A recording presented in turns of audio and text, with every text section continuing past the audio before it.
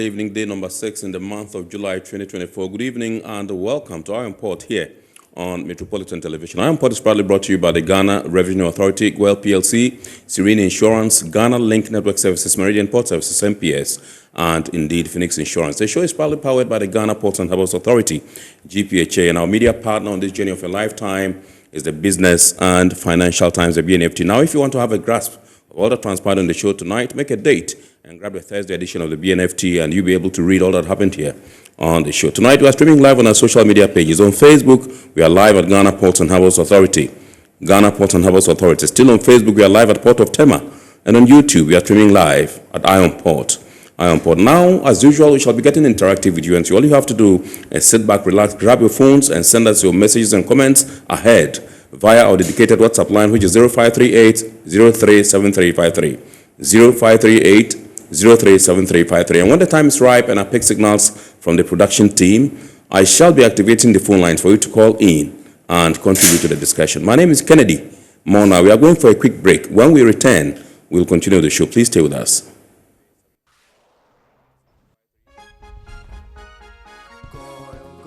Good energy brings you quality choices with Goil Super XP. Available in many Goil stations nationwide. It is fortified with special additives that help your engine perform better and use less fuel.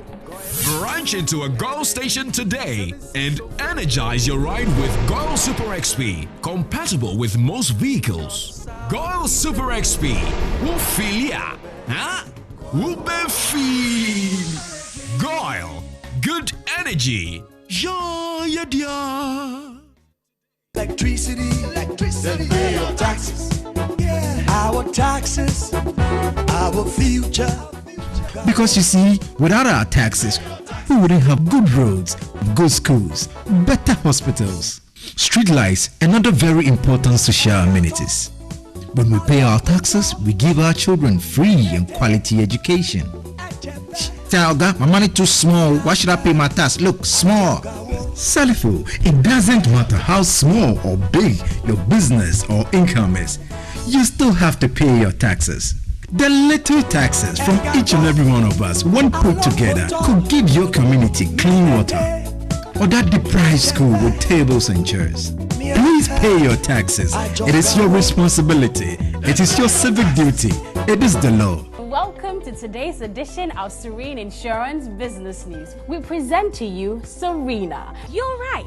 You can complete an entire insurance process for the purchase of any motor and other insurance products, from onboarding to issuing a motor insurance sticker and policy certificate, all on WhatsApp in less than 10 minutes. Serena is simple to use and it prioritizes user ease and flexibility. You can either use voice notes or text to effortlessly issue your instant policy, cross-platform renewals, claims, and also process your payments through mobile money, Visa, and MasterCard. To engage Serena, just search for Serena Insurance on all social media handles and scan the Serena barcode or save her number 0500 517 114 and start chatting her on WhatsApp immediately. There you have it. Serena is not just a tool, it's an innovation by Serene Insurance designed to redefine how motor and travel insurance are accessed and managed. Speed, convenience, and reliability.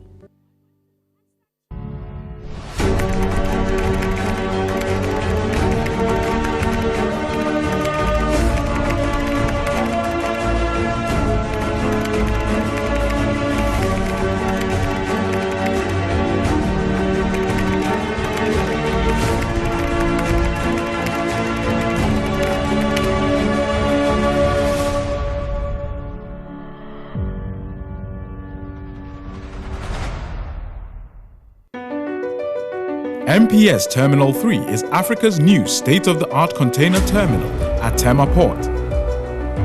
For manufacturers, agro-processors and traders, the new port means business can be done faster. This infrastructure boost will improve Ghana's port handling capacity, connect more trading routes, and oil the engine of growth for the economy, creating greater opportunities across all sectors as Africa's markets merge and become the largest trading bloc globally. MPS, we connect, you thrive.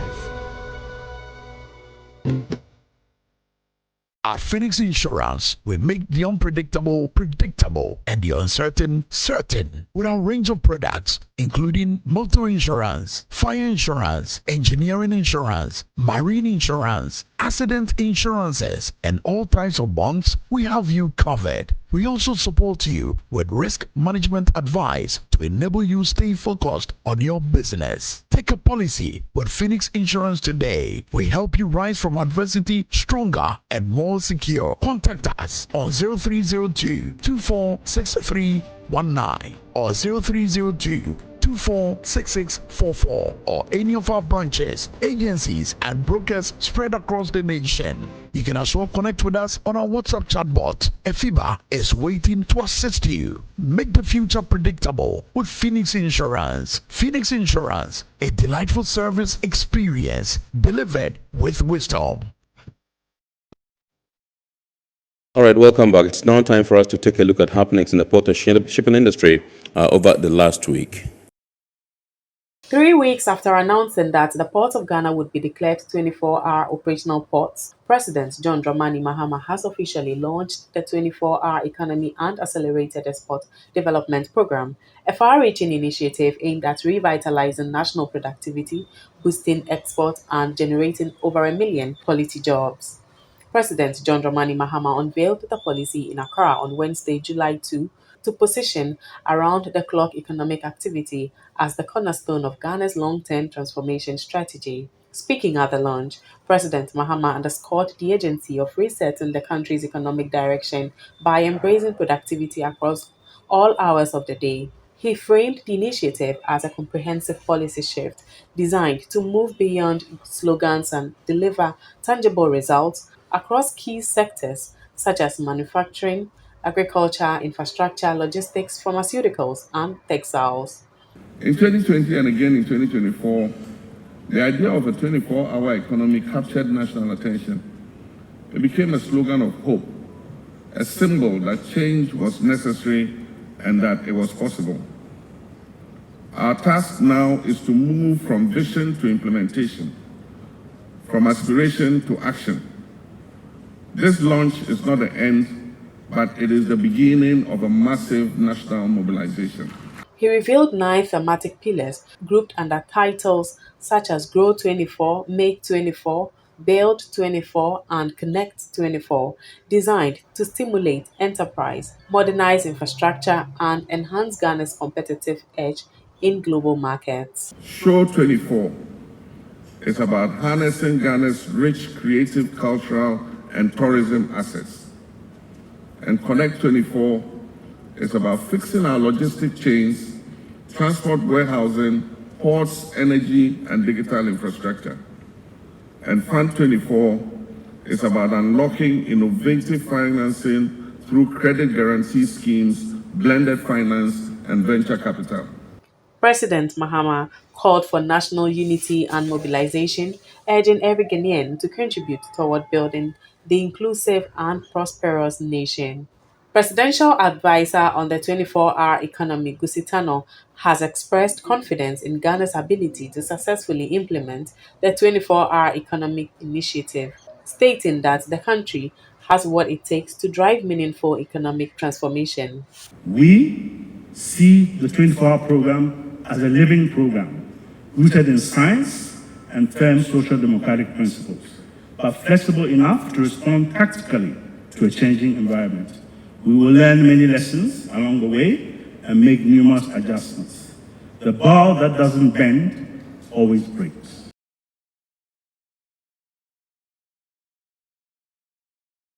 The Regional Maritime University has taken a major step forward in strengthening its academic and training capacity with the ceremonial opening of its annual Board of Governors meeting held alongside the commissioning of several new infrastructure projects on campus. The event brought together ministers for transport from member states who form the university's governing board to review development within the institution and reaffirm their collective commitment to its growth. Member states emphasized the strategic role of RMU in developing human capital for the region's maritime sector and reaffirmed the board's commitment to positioning RMU as the premier maritime academic institution in West Africa.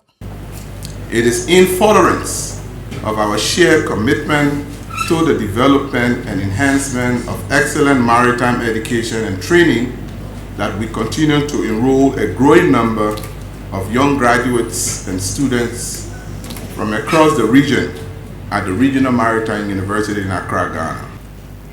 I also wish to highlight that the Gambia successfully hosted the 4th International Conference on the Blue Economy, which was very well attended by participants from all over the world, both in person and virtually. A key resolution from that meeting was a call for the Regional Maritime University to develop a master's program in Blue Economy. And I have to say that I'm proud to announce that myself and the Justice Minister of the Gambia have already expressed interest to be enrolled in this master's program. The ministry has taken all necessary steps to sign the loan facility for the modernization of the Regional Maritime University by the provision of training ships, stimulators, and construction of lecture theaters, civil works, and capacity building for effective teaching and learning. These incredible developments also go to show our collective commitment to this regional institution. These are truly the ways we should be competing as member states to do more and more for the university. I have no doubt that with such pace of assistance, the university will in no time leap to greater heights in terms of infrastructural development. A key highlight of the occasion was the inauguration of several new facilities completed during the past academic year. These include a newly constructed state-of-the-art virtual laboratory fully funded by the Republic of Sierra Leone to enhance practical learning for students. In addition, the Ghana Maritime Authority sponsored the installation of a desktop steering simulator, providing cadets with a near-realistic ship navigation experience, while a global maritime distress and safety system laboratory was also launched to boost training in maritime communications and safety protocols. The Ghana Ports and Harbours Authority sponsored a modern washroom facility aimed at improving the welfare of students and staff on campus. A new mosque was also commissioned to cater for the Muslim community on campus. Ministry Ocean Development and Engineering Company Incorporated also donated a workable boat to the RMU to provide practical lessons to students. To address student accommodation needs, a new 50-bed hostel facility funded by the Republic of Liberia was officially opened, expanding the university's residential capacity. The Regional Maritime University has held its 19th congregation ceremony at the university's parade grounds in Nungwa, Accra, marking yet another milestone in its 67-year journey of maritime education and training. This year's ceremony saw 372 students graduate with master's, bachelor's, and diploma certificates in various maritime and engineering disciplines. Of this number, 66 received master's degrees, 231 obtained bachelor's degrees, and 75 were awarded diplomas. The university reported a strong academic performance with 17% of the bachelor's graduates achieving first-class honors. Addressing the gathering, Acting Vice-Chancellor Dr. Jethro Brooks Jr. congratulated the graduating class and underscored the university's resolve to align academic programs with industry needs. A measure to encourage as many of our MU graduates to enroll on the university postgraduate programs, the Academic Council of the university has approved a 25% reduction on tuition fees for all of our undergraduates wishing to pursue their graduate studies, with effect from 2025-2026 academic year. Further boosting career prospects for RMU's graduates, the Acting Vice-Chancellor announced that the university has secured partnerships with 6 international shipping lines, including Bernard Schulte, Hafnia, and Royal Caribbean, to provide sea time opportunities crucial for cadets pursuing their certificate of competency. As part of its continuous development, RMU will, from the 2025-2026 academic year, implement a 4-year mandatory cadetship for seagoing students and those studying electrical engineering, aimed at strengthening discipline and real-world readiness. Female enrollment into seagoing programs also saw a significant rise, increasing from 35 to 99 students over the past academic year, a development that prompted renewed calls for expanded hostel and classroom facilities. The ceremony concluded with a call to graduates to pursue excellence, lifelong learning, and moral integrity as they transition into the maritime workforce.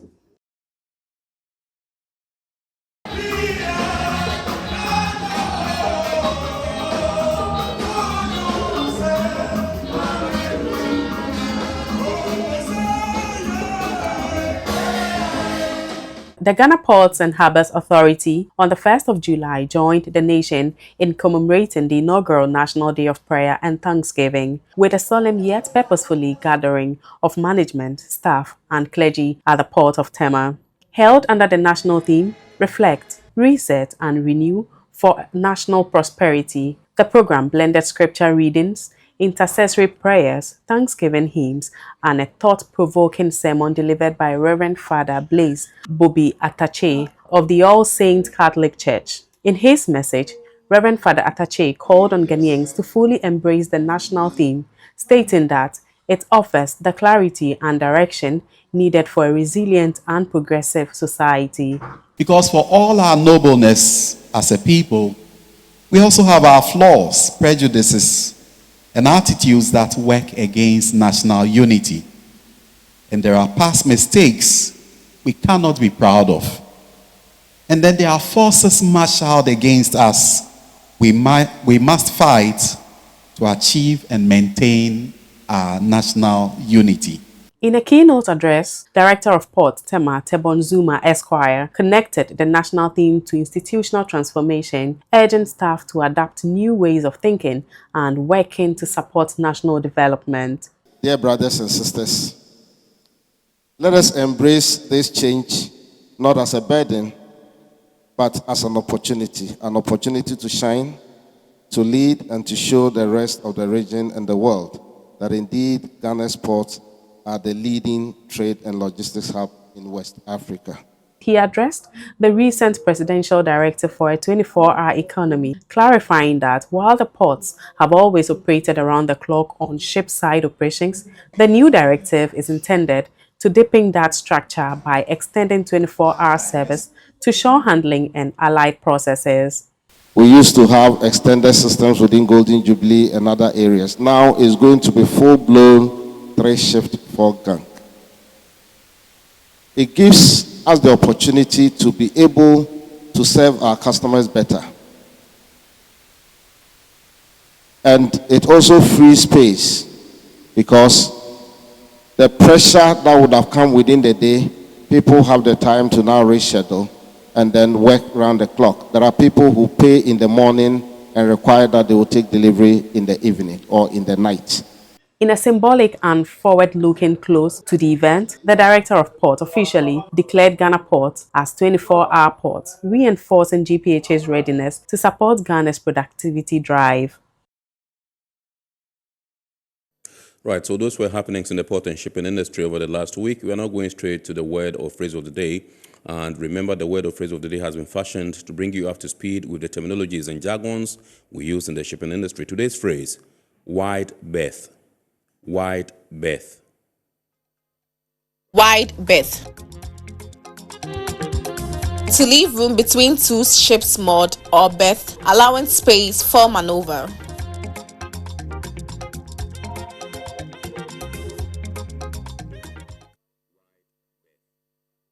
Straight on to the health and safety tip for the week. And tonight we're talking about reporting unsafe conditions. Reporting unsafe conditions. Reporting unsafe conditions. Fix any unsafe conditions or workplace hazards as soon as you notice them. If removing the rigs is dangerous, notify a supervisor immediately.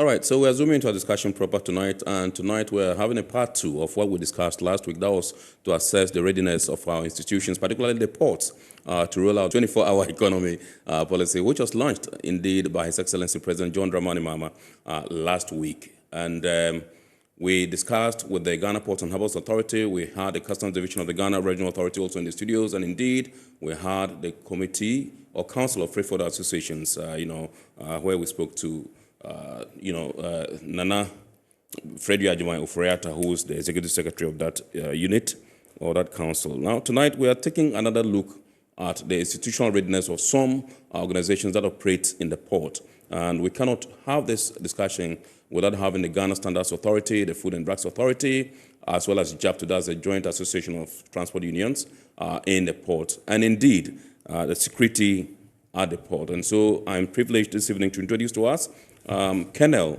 Daniel Atubra Bonda, who is the Port Security Manager, Port of Tema. Good evening, sir. Colonel, and welcome. Good evening, Kennedy. Awesome. Great to have you. Next to me is Madam Ophelia Sem. She's the Principal Scientific Officer in charge, Tema Port Unit, Ghana Standards Authority. Good evening, ma'am, and welcome. Absolutely. To my right, immediate right, is Mr. Ibrahim Musa, who is the Executive Secretary of the Joint Association of Port Transport Unions, JAPTO. Good evening, sir, and welcome. Mr. Also, great to have you. He's no stranger to Iron Port, and so I'm sure you know his face. And last but not the least, my extreme right is Mr. Percy Adumaku Ajekum, who is Director, Center for Import and Export Control, Food and Drugs Authority. Good evening, sir, and welcome. So I would begin with the Ghana Ports and Harbours Authority, Colonel Daniel Bonda Atubra, and then find out from you, from the security point of view or perspective, what has been put in place to ensure that this whole process or the implementation of the 24-hour economy policy kickstarts fluidly and smoothly without hindrance or let. Thank you. Thank you very much, Kennedy. And then let me begin by saying good evening to our cherished viewers. And it's a privilege to be on this platform. I must start by saying that the port, as we see it, is a critical national infrastructure. Right. It is both a security zone and an economic zone. Within the concept of the policy we are dealing with, I believe that a lot of people have been taking it in the economic aspect. But I would look at it as an economic security thing. Right. And that is what would define our role in the whole policy and what we are doing to make sure that security is maintained. The Port of Tema is an international ship and port facilities security code certified facility. What it means is that we have international standards which assure the security of the facility and all who work within it. Right. By saying so, what I mean is that we already have a 24-hour security in place at the port. Now, what the policy seeks to bring to the fore is to bring some of the activities which hitherto were not being patronized around the clock. We have always been at the ship side with the shore handling activities 24/7. Right. But now the policy is going to let us have people at the stevedoring side, at the divining side, at the transit side, at the house-to-house clearing and delivery side, at the reefer side. So we are going to have a lot more activities at night. Right. What this means is that we are going to have more human traffic, more cargo traffic, more vehicle traffic, and most likely more vessel traffic. Right. The presence of human beings comes with its own challenges within the port. So for the 24-hour economy and the measures at night, there is already a scheme that is in place. However, there are going to be restricted areas within the port to facilitate these things I've mentioned so that we can have a safe working environment. Right. Restricted areas are going to be seen at night, which would not be the same during the day. Definitely, the operational concept for the safety and the security of our port has not changed. We hinge our concept on 3 legs. The first one is the deterrence of spoilers. The second one is the detection of spoilers. And the last one is the denial of spoilers, the freedom of action. And whilst that concept is maintained both day and night, we collaborate with other state security agencies because the security of the port is not a one agency or one institutional approach. Yeah. It is a multidimensional, integrated, coordinated approach, which we normally term as convergence within the security sector. So we are already positioned for 24/7, but we are having enhanced surveillance, enhanced intelligence, and we are having a special traffic control unit as well as a K9 unit, which will now be deployed at night at restricted areas to ensure that there is safety at the port. Right. Awesome. Thank you very much indeed, Colonel. Let me come to Madam Ophelia Sem, Ghana Standards Authority, and find out from you what steps the authority has taken to align your operations in terms of inspection and verification with the 24-hour operations in the port. The Ghana Standards Authority is the national statutory body responsible for the nation's quality infrastructure. And this quality infrastructure involves three elements. Right. We have the metrology, standardization, and conformity assessment. The conformity assessment is what we perform at the port. Right. And this involves inspection, sampling, testing, and certification. Our essence at the port is to make sure that we protect the interests of the consumer. Right. By making sure we have quality and healthier products on the market, to promote fair trade and to reduce substandard goods on the market. Since 2019, the authority has been engaged in conformity assessment work at MPS Terminal 3. And this has been going on. The 24-hour of our activities at Golden Jubilee, the GPHA Terminal 2. Thank you. I just want to find out from you how the FDA has prepared, to carry out your inspections of product verification and enforcement activities across the 24-hour operational cycle. Yes, as an agency of state, our structures and systems are and therefore respond to public policy changes. We already have an existing model which is being used by Right. And government policy of economy is being terminals. So FDA is using the same model at MPS to ensure that all new terminals are also. In terms of ensuring inspection and enforcement terminals, we have a system where FDA is using the same. For example, we have sure the process have not changed already. We have a charter of compliance to approve permits, which is done virtually. In terms of ensuring inspection permit and enforcement terminals, once the summons is actually released to the importer.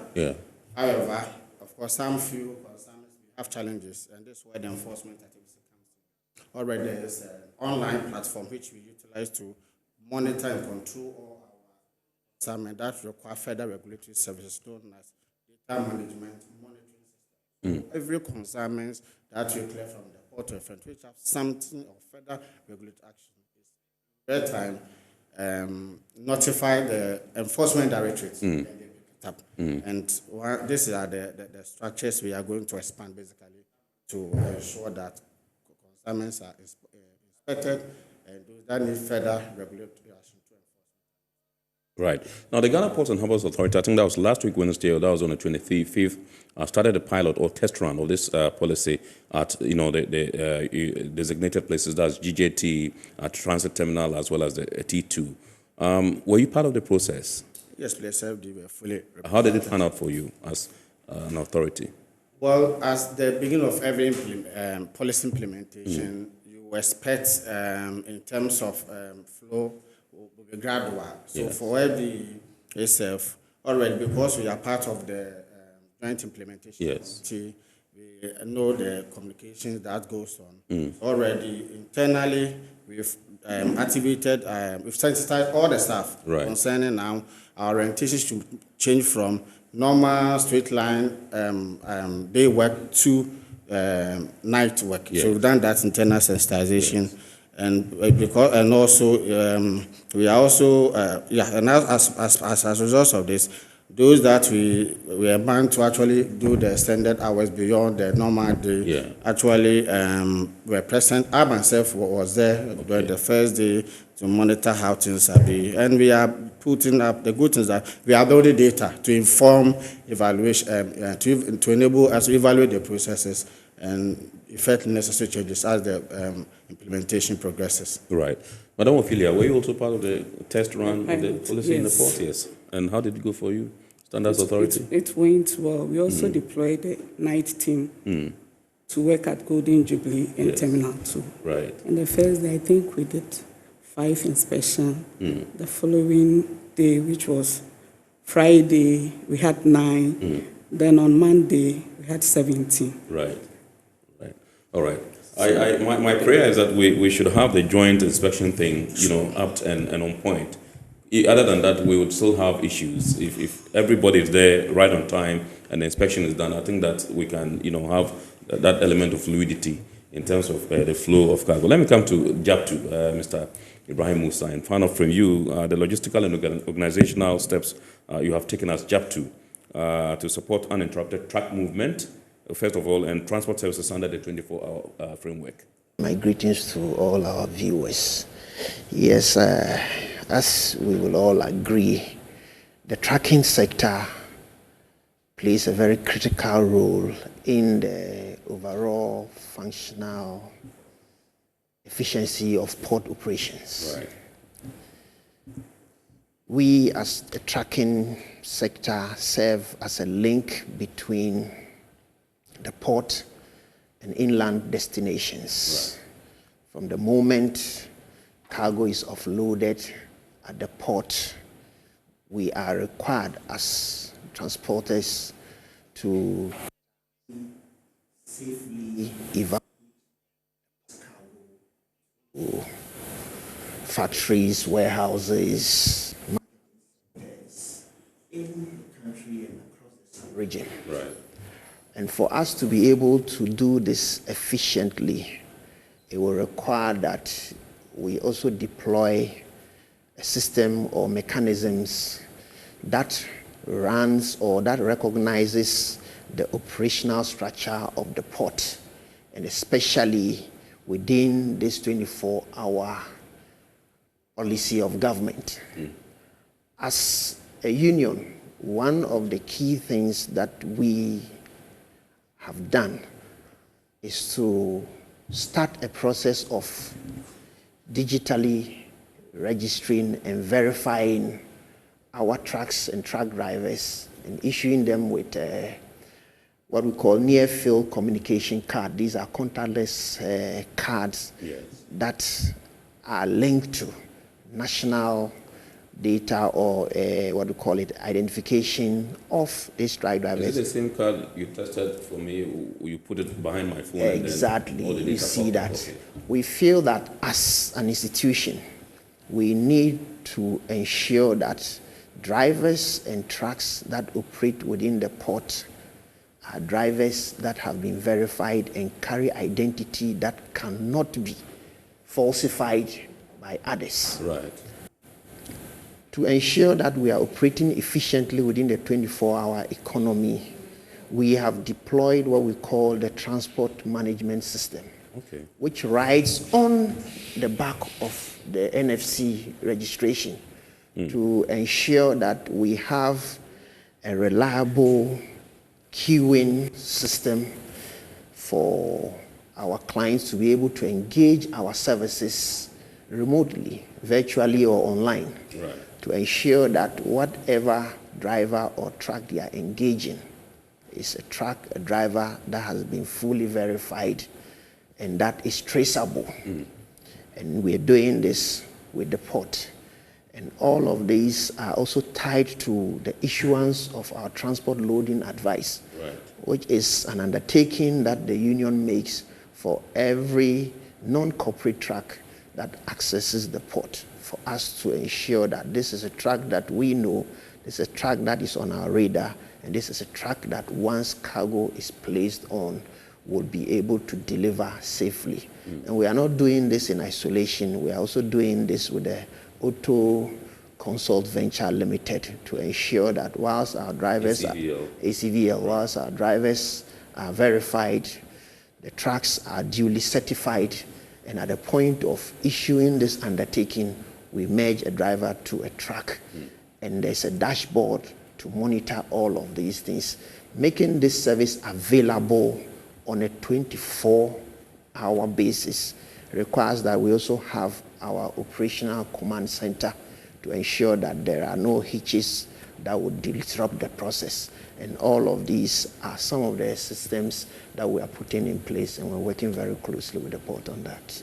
That would require the deployment of additional personnel. Exactly, and I am happy to say that right from our engagement with the Director of Port of Tema, we activated the process of recruiting additional personnel, giving them the right orientation, and as we speak, they have been deployed. So they are available to ensure that on the tracking side, we are visible, we are ready, and we are rendering the service that is required of us to ensure that there are no congestion, there are no delays, there are no disruptions, because within the port, if the tracking sector is not responsive to the needs of the client and doesn't work well with the scheduling, we are going to create some kind of congestion, and we know how that can translate to demurrage, cost of doing business. So we are very mindful of this, and this is why we want all the drivers within the port space to avail themselves of the registration, to ensure that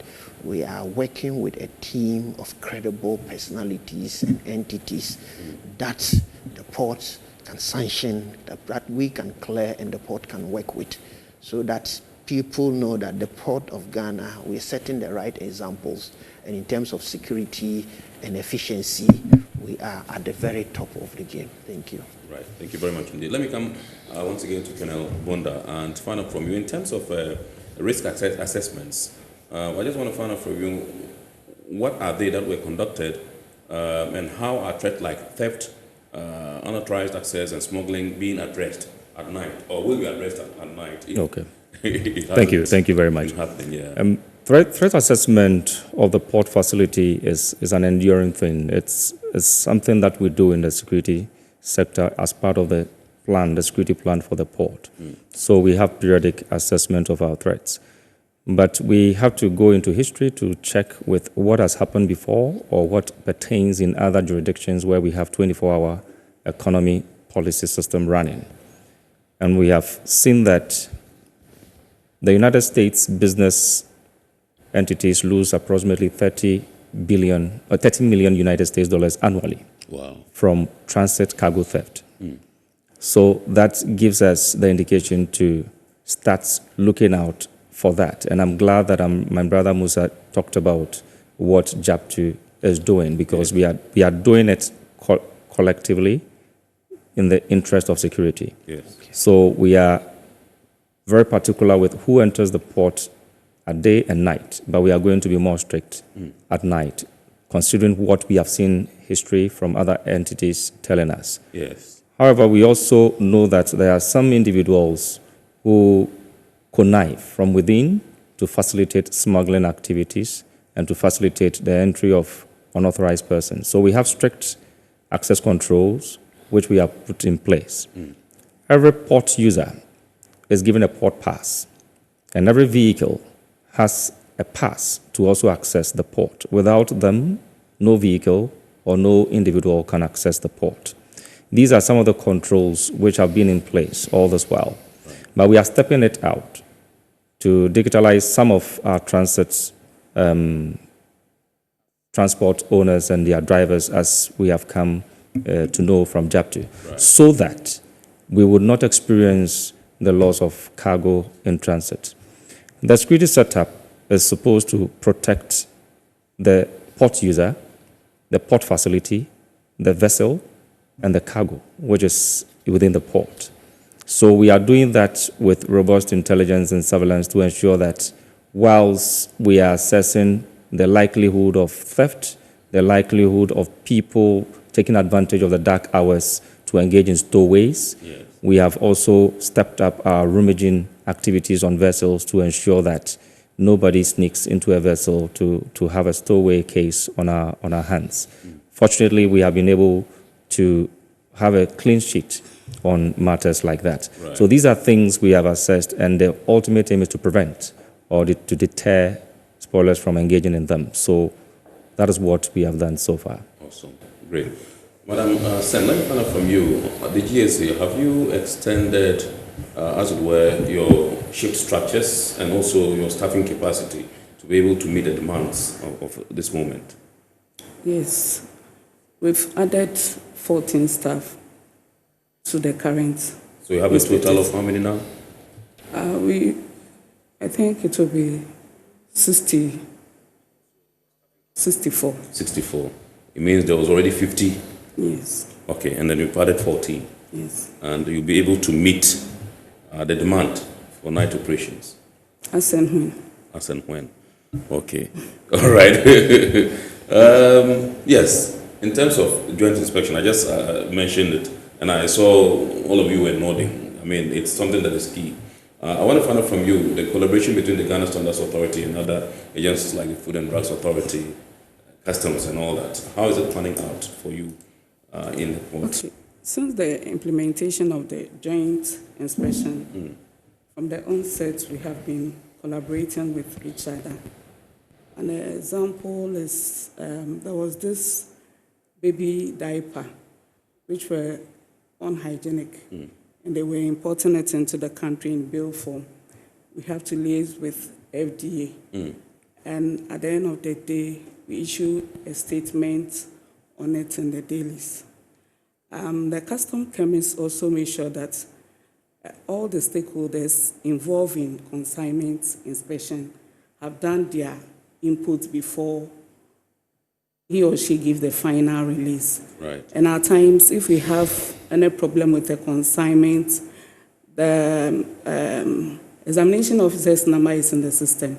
So we quickly inform him or her about it, the reason why we've delayed in making our input concerning a consignment. So we do share information. All the agencies, and so collaboration is apt. Yes. Okay, so FDA, are there adequate staffing structures, technical support tools, and lab service readiness to handle regulatory duties at all hours? Yes, but of course there are a few challenges, but like I said earlier, this will be addressed. There's a plan to address them as the implementation progresses.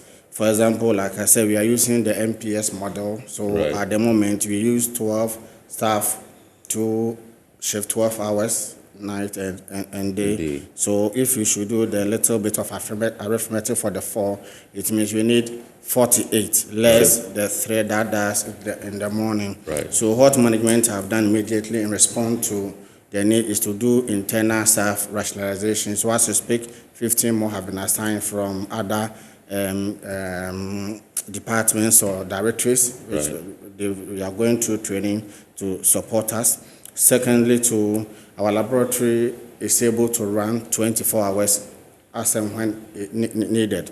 So that lab too have been activated to also run 24 hours as the need arises to be able to support some critical clearances that require testing before release. So these are the our in terms of human resource. Other logistics, yes. We also want to run a very efficient system because we are running 24 hours, but we're also mindful of efficiency so that our overhead costs will also be reduced. So, for example, one of the management decisions is to resource the terminals of basic logistics to be able to do other administrative activities, either to during the day you do it from the main office, because if you are running a whole office with so many rooms, your AC and other things, this will all be very costly. So therefore, These are some of the enhancement of logistics, administrative logistics at the various terminals to be able to do the same work without actually running the main office 24 hours as part of the operational efficiency. Right. Okay. Chapter. So in terms of coordinating driver availability, rest schedules, because the drivers would automatically have to take some rest so that we avoid issues on the way and all that. And indeed, fleet capacity to meet increased operational demand. How are you dealing with this? All right, thank you very much once again. For us, we think one of the key ways to play our roles effectively within this 24-hour economy policy is to digitize and automate our systems. Right. We have technology, we have artificial intelligence, and we are able to adapt these systems with some additional algorithms to ensure that we have what we currently are running that we call the driver vehicle management system. This is a dashboard that has an inbuilt driver scheduling system. Is that different from the transport management system? It is a subcomponent of the transport management system. And these are very advanced systems that are designed to even monitor driver operations, number of hours drivers have operated, and within that same algorithm, you have structured a query to allow for some kind of rest mandatory so that you have worked for certain periods, you are able for deployment within a certain period to ensure that drivers are getting the required rest. These are things that have come in handy because we are working with very modern technology. And the beauty of this is that we are structuring this to deploy it to fit into the port community system. Right. So that we are also able to engage the freight forwarders in particular. Last week, we met with one of them to bring them up to speed with what the system that JAP2 is deploying is all about and how available it is. We also took in some recommendation. All of this is to ensure that with the system we are deploying remotely, you are able to engage a truck. A driver can be assigned to it. And at the bottom of this is the verification of these two entities. The truck has to be duly inspected, certified by ACVL, and the driver has to be duly verified, registered. Then the TLA, the driver and vehicle management system, at the point of issuing the TLA, merges these two. Right. Once this is done, it's locked. And this can be done remotely. And this is available on a platform 24/7. Right. And drivers are able to receive alerts on requests that are made. We are able to also manually tweak certain changes if need be. But technically, it is designed to be automated and to respond to itself so that there is very little human interference, and it ensures that it is available, because at the end of the day, these are systems that are deployed elsewhere and are facilitating port efficiency. And we don't think we should accept the excuse of we are not there yet. We should also be up there setting the right examples. And JAP2, notwithstanding the heavy costs, we think that we are operating and we are mobilizing some reasonable resources that should be invested in enhancing our efficiency in the space. So these are some of the things we are doing, and in the coming weeks we'll be engaging other freight forwarder associations to ensure that we are on the same page on this matter. I agree with you when you say we shouldn't say we haven't gotten there yet. I know in other jurisdictions, for instance, like the United States of America, I have a sister there who's a trucker. She drives a very long truck, and when you drive for a number of days or hours, you are supposed to park the truck for 34 hours. Thank you. If you don't, as soon as you move the truck, they are sitting in the office and they monitor you. That's right. They'll stop you there, and then wherever you are parked there, leave the car there for 34 hours before you move. That's right. So I think that we can do that. So it's for the safety of the drivers themselves, for the cars or the trucks themselves to at least also ease some tension and rest, and all that. So I think that we should be working towards that. And these are things that I think are achievable if we deploy the right technology. JAP2 doesn't want to be stuck in this old-fashioned way of doing things. Yeah. The world is moving at a very fast pace. We are operating in a system that is competitive. We know the competition that our port faces, even within itself, and then with other ports outside. And we, as a trucking sector, we want to position ourselves to be a real asset to the efficiency of the port. And this requires working closely with the port, ensuring that we are deploying systems that add to the competitiveness of the port. Absolutely. So we, as a union, we are very ready. And so far, we are also very grateful with the kind of assistance and the cooperation we're getting from the port authorities. Right. Awesome. Colonel, I'm coming back to you. In terms of current surveillance and response systems in the port, in terms of that's infrastructure, CCTV, lighting, security patrols for around-the-clock coverage and all that, how have you structured your activities to meet these demands? Thank you very much. You agree with me that illumination is key when it comes to night operations. Currently, we are adequately resourced, but illumination is something that we keep doing and changing to suit operational areas.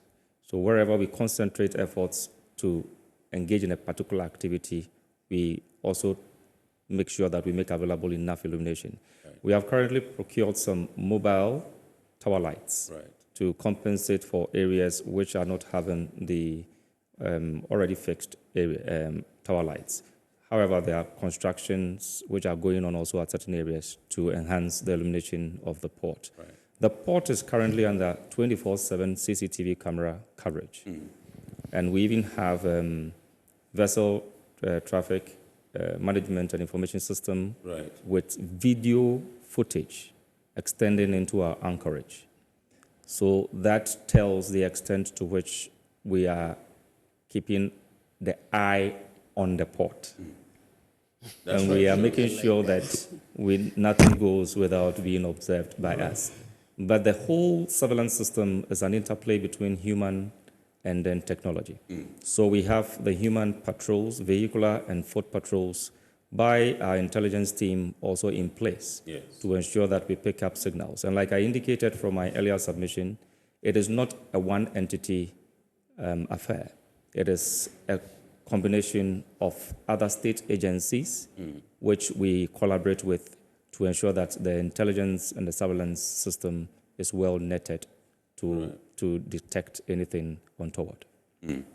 Great, indeed. So I'll come back to you, Colonel, and I'll find out from you. I know there have been concerns about what's happening on our major routes, when particularly with respect to transit, and the need security now that we are going 24 hours.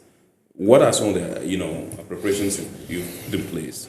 Thank you very much. Place, so to speak. The security starts from offshore, comes to port, to the consignee, or the one who owns the container, which has come.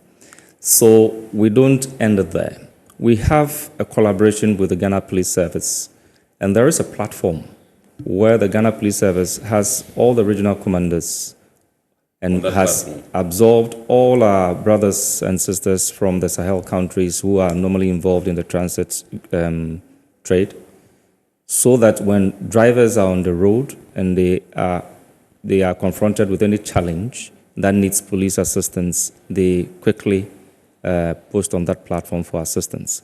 So we liaise with the Ghana Police, we liaise with the Marine Police, which is the immediate police entity within the perimeter, which has also established some snap checkpoints and visibility within the port, within this policy implementation.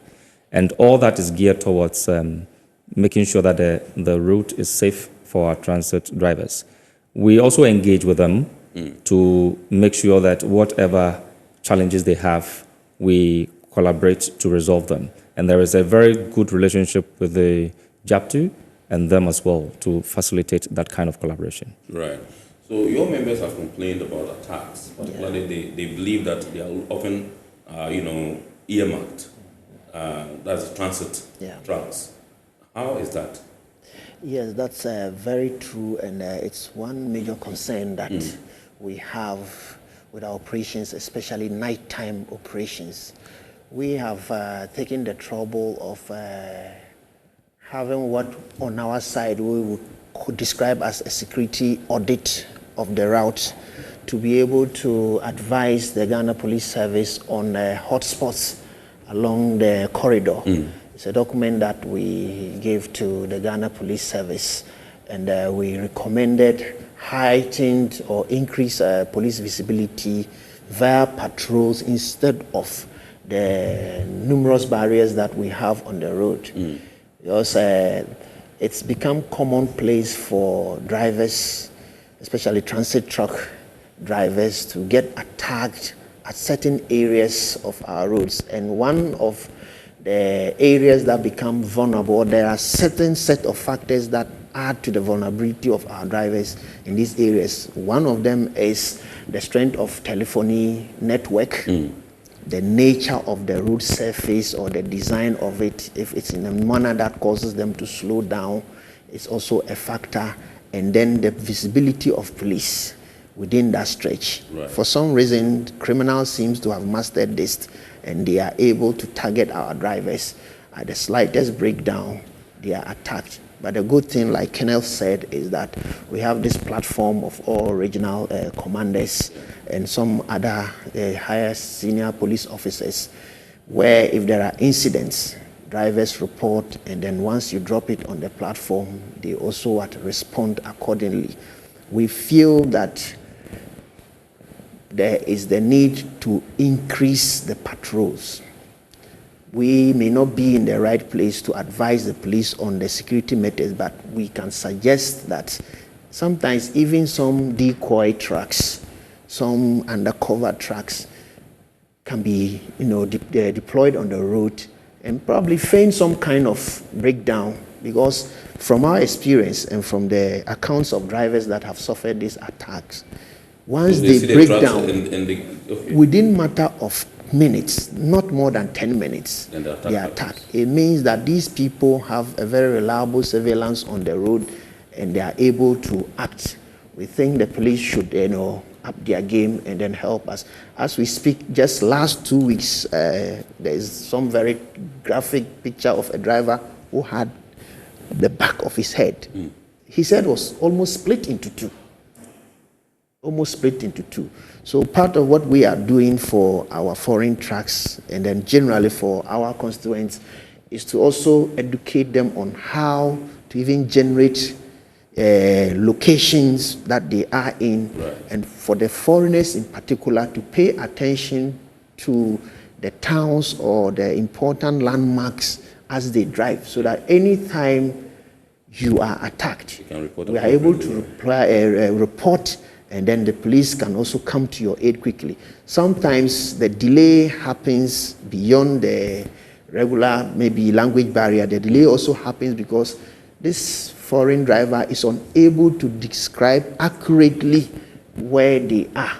So we are advising them that as much as possible, just have a phone that is able to generate maybe a location via WhatsApp, and then once you send it, we are sure there will be some These help. bandits, do they usually target the goods in the truck, or they want cash?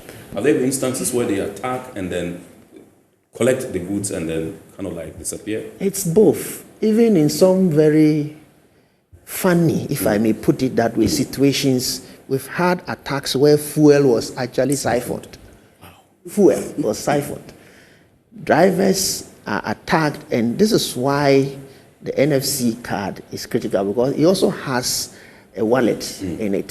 So instead of carrying physical cash, you can actually load your cash on this wallet.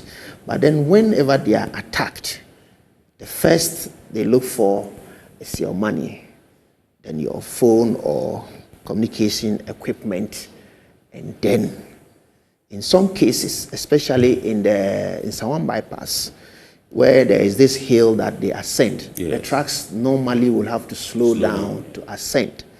You have people who will climb the trucks. If it's a cargo that is tied with tapoli, they actually cut through and they start flying the cargo. If you make a mistake of stopping, then they will also attack you. The strange thing that we have also profiled has to do with unmarked, unregistered vehicles that sometimes block the road. That's where we have a problem with the barriers that we have, the police barriers. They block the road under the guise of various state security institutions and end up robbing these innocent drivers. So we think if we have to increase the attractiveness of our corridor, especially now that we are working hard to make sure we are running a 24-hour economy and there's going to be a lot of cargo clearance, we are going to see a lot of movement of this truck. It's important for the police to also begin to engage the truckers, engage the port security, so that we can advise each other and come out with a plan that guarantees the drivers that assurance that, look, your safety is on the lookout. And we also advise our drivers. I will take this opportunity to also put that advice out there that anytime you are on the road and then you have some issues that require that you park, try as much as possible to get to the nearest town or report the incident to us so we can communicate to the police to give you protection, because it is a service that the police are willing to offer to us. But sometimes we don't get the information from our members early enough. And I think on that side, we are still intensifying the sensitization. But our roads are not as safe as we as transporters would want them to be. Awesome. All right. So we'll go for a break. When we come, Madam Ophelia, I would want to find out from you what challenges, logistical, technical, or procedural, you face in your quest to, or you foresee, so to speak, as you transition to the 24-hour, operations. I know you mentioned earlier that you do that at Terminal 3. Now we have to add, transit, GJT, we have transport, and indeed Terminal 2. This is our report here on Metropolitan Television. Tonight is a part 2 of what we discussed last week, the institutional readiness as we roll out the 24-hour economic policy. Remember, the policy was launched by His Excellency President John Dramani Mahama last week. And so it has kick-started, and the ports are some of the starting hubs or points for the implementation of this particular policy. And so we are taking a look at the readiness of some of the institutions. We have Colonel Daniel Atubra Bonda, who is the Tema Port Security Manager. We have Mr. Ibrahim Musa, who is the Executive Secretary of the Joint Association of Transport Unions, JAPTU, in the Port of Tema. And indeed, we have Mr. Percy Adumakwa Ajekun, who is the Director for Center for Import and Export Control, and that's the Food and Drugs Authority, and indeed Madame Ophelia Sem, who is the Principal Scientific Officer in charge, Tema Port Unit, Ghana Standards Authority. We are going for a quick break. When we return, we'll continue with the discussion. Please stay with us.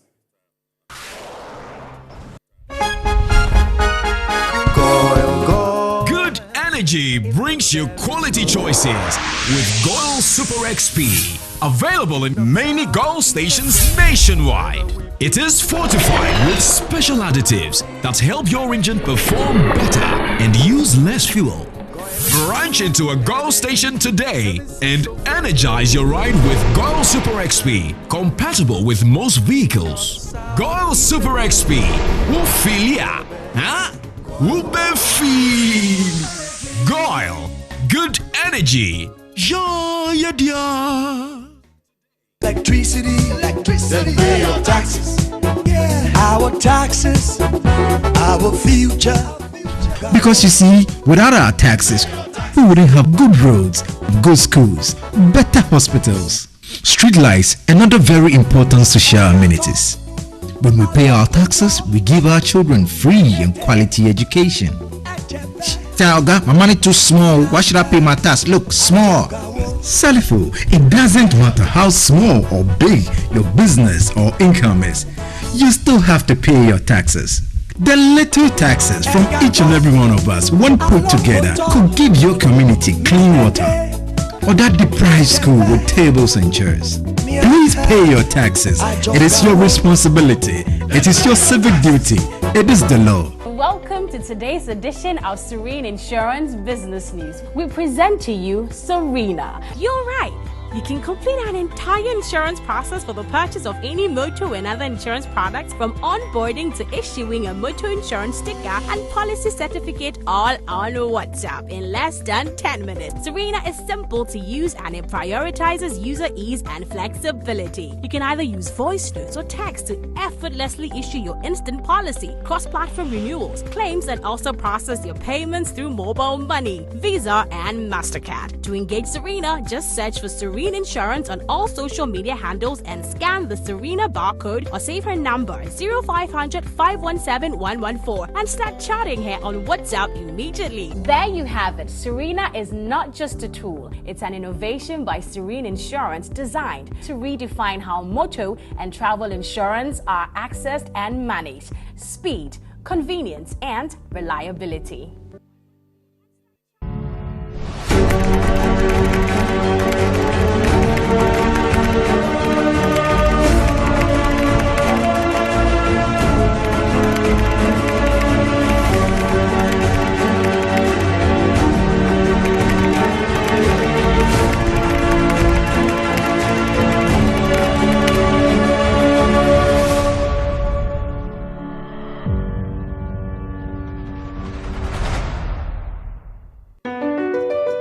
MPS Terminal 3 is Africa's new state-of-the-art container terminal at Tema Port. For manufacturers, agro-processors and traders, the new port means business can be done faster. This infrastructure boost will improve Ghana's port handling capacity, connect more trading routes, and oil the engine of growth for the economy, creating greater opportunities across all sectors as Africa's markets merge and become the largest trading bloc globally. MPS, we connect, you thrive. At Phoenix Insurance, we make the unpredictable predictable and the uncertain certain with our range of products, including motor insurance, fire insurance, engineering insurance, marine insurance, accident insurances, and all types of bonds. We have you covered. We also support you with risk management advice to enable you stay focused on your business. Take a policy with Phoenix Insurance today. We help you rise from adversity stronger and more secure. Contact us on 0302 246319 or 0302 246644 or any of our branches, agencies, and brokers spread across the nation. You can as well connect with us on our WhatsApp chatbot. EFIBA is waiting to assist you. Make the future predictable with Phoenix Insurance. Phoenix Insurance, a delightful service experience delivered with wisdom. You're welcome back. I've been told by the production team that we can activate the phone lines for you to call in. The number to dial is 0245-834980, 0245-834980. It's right there on your screen. You can call in and contribute to the discussion. Now, we'll be taking your messages pretty shortly. But this one, okay, he's looking for a job, Mr. Ibrahim Musa. He says, I'm Enoch from Afinia. Please, can I get any work to do in the port? Can Sir Musa help me, please? So if you know the port space quite well, after the transit yard, you get to before you approach Wenko Yard, there is this route that leads you to the FDA building.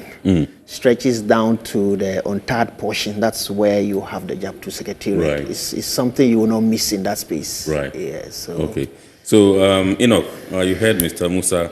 You can get there and then see if he's able to support. But if he doesn't, he's very frank. Yeah, he says he can't assure you, but you can go there and see what he can do. I said when we come back, Madam, Sem, I was going to find out from you what challenges in terms of logistical, technical, or procedural you foresee as GSA or you have already encountered, during the transition period, and how you intend to go about them or to navigate them, so to speak, and if there are any recommendations you would want to make. Okay, thank you. The challenges that we'll be facing is typical to that of when we started the 24-hour, 7 days a week implementation of our work at MPS. Yes. We had challenges with testing of some of the consignments. Yes. We had challenge with electrical cables, so we quickly created a lab at the main port. You quickly created a lab at the main port. Pause there. Let's go to Nungwa and can we continue, please? All right. I understand we have Prince who's calling us all the way from Nungwa. Good evening, sir. Good evening. Good to have you, sir. Please shoot. Sir, please, I'm talking about the Gapua workers who have been retired 2022 during the before time. They haven't been paid up to now. They have been going to court up to now. Okay, all right. Thank you very much. Well noted. Thank you very much. I think that this is not the forum to discuss it, but we're grateful to you for your call anyway. Yes, please. So you established a lab in the main port. Yes, to test critical parameters of electrical cables before sending them to the head office for thorough test. The critical test gives us an idea if the product is safe before releasing them. And we also put up import certification program. Yes. We've partnered with Intertech and Bureau Veritas, where they do the inspection from the exporting country, issue the importer with a certificate, and when he comes with it, we authenticate the certificate, and if everything is within the requirements, they are good to go. Another thing too is when it comes to lubricants and the rest, we allow them to take them into their warehouse before we do the thorough tests. Then after that, we give them the final release. So in future, I think we have to decentralize some of our laboratory work here in Tema and Takoradi ports as well. Okay. So maybe through the Ghana Port and Harbours Authority, they can give us a land so that we can build a mini lab here for laboratory services. Okay. All right. So I understand we have Julius on the line, but with respect to Prince that called from Nungwa, talking about GPHA owing some extra for something, I think that matter has been dealt with completely. It went to court several times, and the workers lost. So I don't think that is the appropriate medium for you to come and then speak about this thing. It's uncalled for. Let's take note and be guided as such. And so we'll go for some further messages which are coming in thick and fast. Please ask the GSA lady, can we now clear goods that need standards checks even at 2 a.m. or we still have to wait till morning? Maybe it can be any of the terminals that they have. We do clear them. Yes, so I'm sure they are talking about your workers' inspections and all that. We've been working around the clock. Yes. So provided you have your COC and COA, exactly, and we verify those documents and they are authentic, you are good to go. You're good to go. All right. So Martha, yes, at any point of time in day, 1 a.m., 2 a.m., 3 a.m., once your documents are good and you have been cleared, you can clear your goods and you're good to go. Peter Abu in Tema says, Iron Port, great conversation, but how safe is it now for truckers who operate from midnight to morning? Okay, before you continue, let's go to Latibio Koshi and pick Chief, who's on the line. Good evening, sir. Good evening. Awesome. My name is Chief. Chief, yes, sir. Please shoot. Right. Ask a question. Are they operated 24 hours in the port before these programs was introduced? And what are the areas that these programs can go to? Make sure you operate 24 hours economy. Can you come again, sir? I think I didn't quite get that. I said that what are the areas that they are operating 24 hours before these 24 hours introduced? And what are the areas that the 24 hours work? What are the areas? Says which areas were we doing 24 hours before? Are they which areas are we adding now? Okay, so it was MPS, that's Terminal 3. Now we're adding Golden Jubilee Terminal, we're adding Transit Terminal, we're adding Terminal 2. And Reefer. And Reefer Terminal, yes. Are you good? Okay, I think he's gone. Yeah, so those four, yeah. All right, sure. So, okay, that's settled. Margarita in Techinongwa Estate says, Kennedy, please ask Ghana Standards Authority if product samples are required for lab testing at night. How long does it take before we get results to clear? What kind of product is that? Because the one that is most critical is the electrical cables. Right.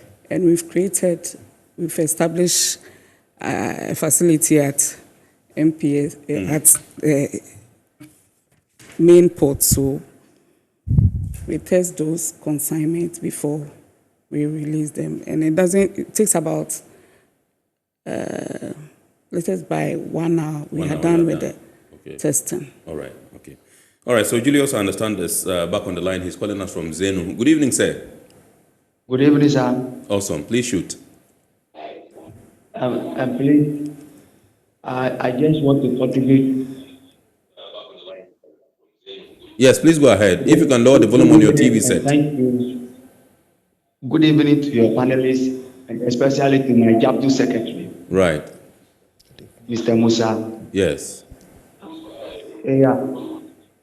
Okay. I want to suggest, since the port is running now 24-hour economy, we would like the other terminals, especially the empty container depots, to speed up. Sometimes you go there and a whole lot of queue over there, and they will tell you they have closed at 5 or 6 o'clock, and they have to wait for some period of time before they continue receiving the box, which creates unnecessary pressure over there for drivers.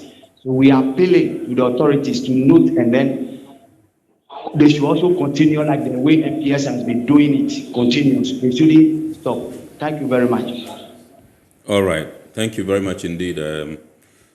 My brother from Zenu, Julius, we are grateful to you. I think your concern is well noted. I saw Kennel penning down something, and he might have a response, but it's well noted. Yeah. Kennel, let me come to you and find out from you whether you've done some additional recruitment, so to speak, or reassigned additional personnel to cover new shift rotations and terminal hotspots, if you have identified any hotspots anyway. Thank you. Thank you very much. We have not done any recruitment yet. We've done some adjustments to make sure that we cover the areas which have become active for the night. Already we're running the 3-shift 4-gang system, and hopefully in the near future we'll have some additional hands to compensate for the double efforts at night, because in the night, in any security detail, you double up human effort to ensure that you have adequate coverage. Right. Okay. FDA, what types of consignments or procedures pose challenges to nighttime clearance, and what adaptive measures are being explored to deal with it? Yes, so I will say that the rhythm have not changed. Basically, our operation is the same. We are doing the same consignments. What have changed is the scope of our work. That's moving from 1 terminal to 5 terminals. Right. So really, at the moment, we do not have any challenge so far as operation doing the work that we have to do, whether in the night. But like I said in my earlier intro, we are still... earlier intro. Please stop there. I won't come back. You continue from there. But let's go to Takoradi and welcome Seth. Good evening, sir. Good evening, sir. Yes, please shoot, sir. Good evening to ladies and gentlemen over there. Good evening. Yeah. Good evening. I know gentlemen and the woman there working at Maritime. Please, I will appeal to the government. You know, we don't have good roads. So why don't we use water transport? We can buy vessels who run Accra to Aflao, Takoradi to Aflao, so that it will be easy for us. So Maritime Authority and the police marine also can monitor them on the beaches, because especially Cape Coast, those come from Accra, can be using the water transport. Early morning, I get my vessel here to Accra. I can be south, very fast. So I get to Accra, so people can be easily moved. Because our road is very cheap. Look at Kaswa and the True Winneba Road. So let them put water transport on our beaches, so that we can easily do our business, so that these 24 hours on Harbour Tema can be easy If they don't do the water transport, if I'm from Tema coming to Takoradi, look at the convenience. Thank you. That's my opinion. Yes. Thank you very much indeed. We're grateful to you for your call. I think that might be our last caller for tonight. Our time is running thick and fast, and so we cannot actually take any further calls. Yes, you were on yes. this. So, like I was saying, the rhythm of our operation have not changed. Is the scope, and like I said in my intro, we are gathering data terminal per terminal to inform the adjustment to the implementation of the process. But few observations that we've also made, especially if you look at the facilities at the various terminals, they are different. If you look at, for example, MPS is different from Golden Jubilee and thereof. And Colonel rightly said, for example, the issue of a little bit of illumination at Golden Jubilee, for example, which definitely they are addressing with other lighting system. So based on some of these things, as an authority, also looking at the safety of also our staff during the place. So in terms of PPEs, we've also taken steps to also gather PPEs and other related logistics that will also be able to enhance our own movement within the terminal. All right. So I'll come back to Colonel and find. I know you mentioned your collaboration with the police.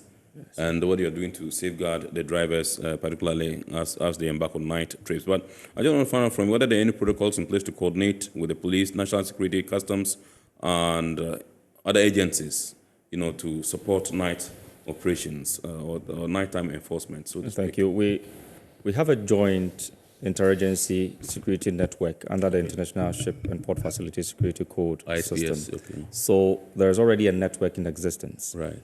The Port Security Operations Room coordinates information from all sectors, and real-time intelligence is also shared with all the agencies so that we work together.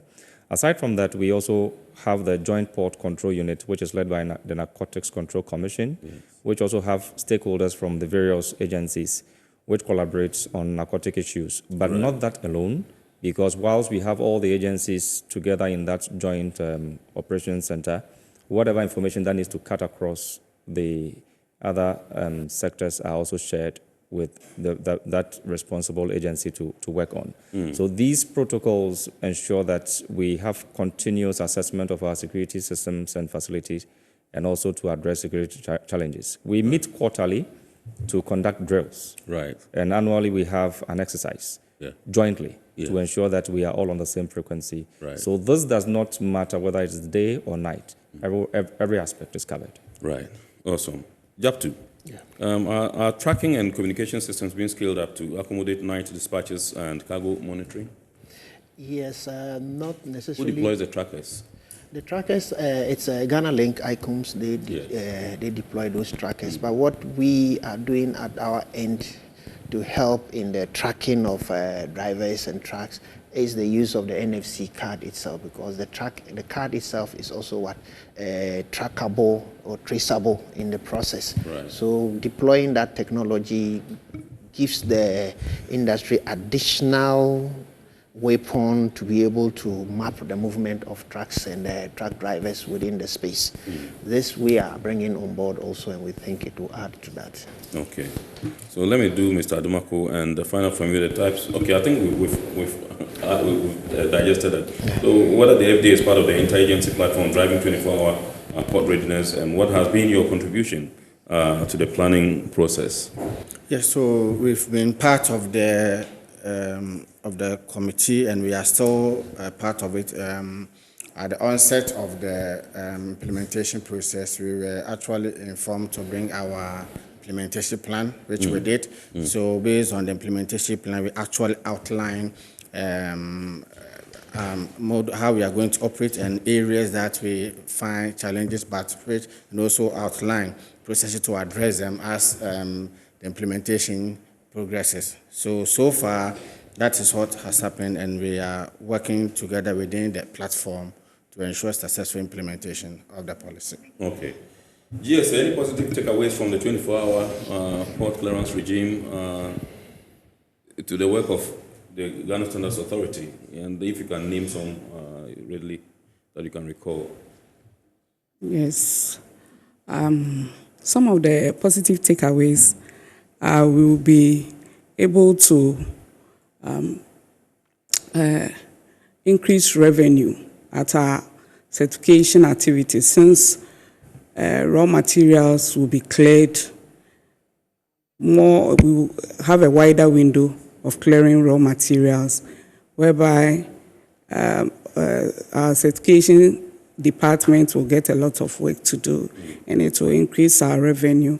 We have our trading standard officers who to be going on field to check all those goods on the market to make sure that they meet the requirements of standard, and it will also facilitate trade as well. Right. Awesome. Colonel, I think I'll give you the last laugh, sort of wrap up. What should we expect from the Port Security Department as far as this whole 24-hour, policy rollout is concerned? I believe from our discussion so far, it is clear that security is a fulcrum for socioeconomic development. We have identified our role in the entire policy, which is to make sure that through us, we have achieved economic security for our state. So the Security Department is going to be the eye on the port, as I have already indicated. Absolutely. And we want to plead with all port users that any directive that comes from the department is in their interest and the interest of the cargo that is going to drive the economy. So that they please go with whatever we say for the collective good of the nation. Right. Thank you. Okay. I think that's the question. So with the driver registration, what if a driver changes a car? There's no name to it. Yes, we register the driver as an individual. Right. So once you change the track, it doesn't change anything, because at the point of deploying a track, that is when we link the verified driver to a track. Right. So there's no problem with that. Yeah. Okay. The registration is free anyway. Registration is free. That's right. All right. Okay, so the texter, you've heard Mr. Ibrahim Musa. All right, so this is how we draw the curtain on this week's edition of Iron Port here on Metropolitan Television. Indeed, we've been discussing the readiness of institutions operating in the port and to assess their readiness for the 24-hour economy, which was launched by His Excellency President John Dramani Mahama last week. And the Port Authority also started the pilot or the test on the 25th. That was last Wednesday, covering GJT, covering the reefer terminal, covering the transit terminal, and indeed Terminal 2. And so all these areas are operational areas in the port that have commenced the 24-hour economy initiative. And so the ports have gone 24 hours, that's it. And from the discussions, it is clear that all the institutions are ready and they are pumped up for action as far as this particular policy is concerned. We'd like to say a big thanks to Colonel Daniel Atubrabonda, who is the Port Security Manager, Port of Tema, Mr. Ibrahim Musa, Executive Secretary, Joint Association of Port Transport Unions, JAP2, indeed, Mr. Percy Adomako Ejekum, Director, Center for Import and Export Control, Food and Drugs Authority, and indeed, Madame Ophelia Sem, our Principal Scientific Officer in charge, Tema Port Unit, Ghana Standards Authority. Ladies and gentlemen, we thank you so much for obliging us and for taking part in this week's edition of Eye on Port. We entreat you to keep watching the rest of our programs here on Metro TV, and indeed also entreat you to watch the abridged version of Eye on Port on Wednesday at 8:30 p.m. on Ghana Television. We say a big thanks to our sponsors: Ghana Revenue Authority, GWEL PLC, Serene Insurance, Ghana Link Network Services, Meridian Port Services, MPS, and indeed Phoenix Insurance. God willing, next week we shall bounce back with another wonderful edition of your favorite Eye on Port program. My name is Kennedy Mona. We thank you so much for choosing us, and we wish you a super week ahead, and good evening, and enjoy the rest of the programs. We are out for now.